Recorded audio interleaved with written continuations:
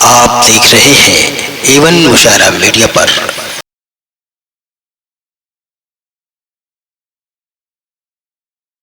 آئیے دوستو، اب بغیر کسی تمہید، بغیر کسی تاخیر کے صدر محترم کے حضور چلتے ہیں، جن کی صدارت اور ان کی خیر و برکت سے آج کا یہ مشاعرہ بہت ہی خوبصورت اور بہت ہی تاریخی ہوا ہے۔ میں کمو صاحب کو، صدر محترم کو اور پردھان جی کو سبھی کا مبارکباد دیتے ہوئے صدر محترم کے حضور لیے چلتے ہیں۔ عتیق انظر صاحب کہ ان کو ایک شعر پیش کرتا ہوں کہ زمانہ ہم نے دیکھا ہے، ہماری قدر کرو، ہم اپنی آنکھوں میں دنیا بسائے بیٹھے ہیں۔ دنیا کو آنکھوں میں بسانا، پھر اسے لفظوں کے وسیلے سے کاغذ پر اتار دینا، ہندوستان کے ادب کو قطر تک پھیلا دینا اور اس کی خوشبو سے خلیجی ملکوں کو معطر کرنا، یہ کام ہے عتیق انظر صاحب کا۔ ان کا استقبال کیجئے اور پھر ان سے ان کا کلام سنیے۔ مائک پر جناب عتیق انظر صاحب۔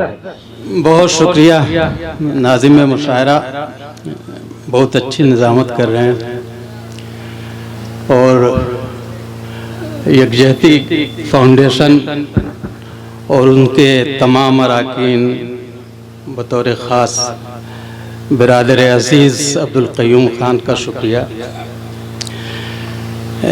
جب انہوں نے مجھ سے صدارت کے لیے کہا تو میں نے کہا کسی پڑھے لکھے شخص کو صدارت دیجیے،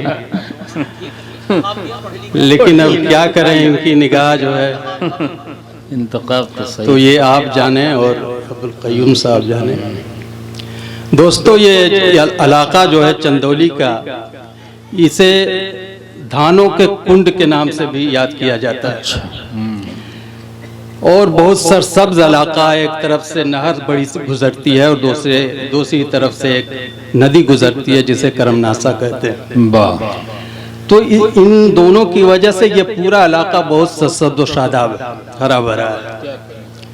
لیکن ایک ایسا منظر تھا، ایک ایسا درشیہ تھا جو خالی تھا، بے رنگ تھا۔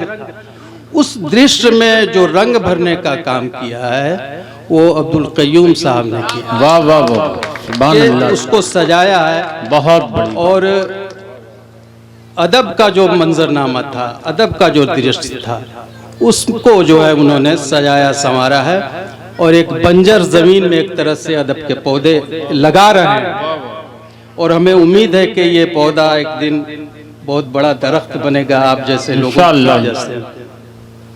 تو یہ بھی ایک بڑی خدمت ہے زبان کی، ادب کی، اور لوگوں کو ادب سے جوڑنے کی، اس لیے کہ ادب زندگی میں بہت ضروری ہے۔ اسماعیل میٹھی نے غالباً کہا تھا کہ ادب ہی سے انسان انسان ہے، ادب جو نہ سیکھے وہ حیوان ہے۔ تو ادب زندگی کے لیے بہت ضروری ہے، اور لوگوں کو بھی جوڑیے، اور اگلے مشاعرے میں اور اچھے لوگ اس میں شامل ہوں۔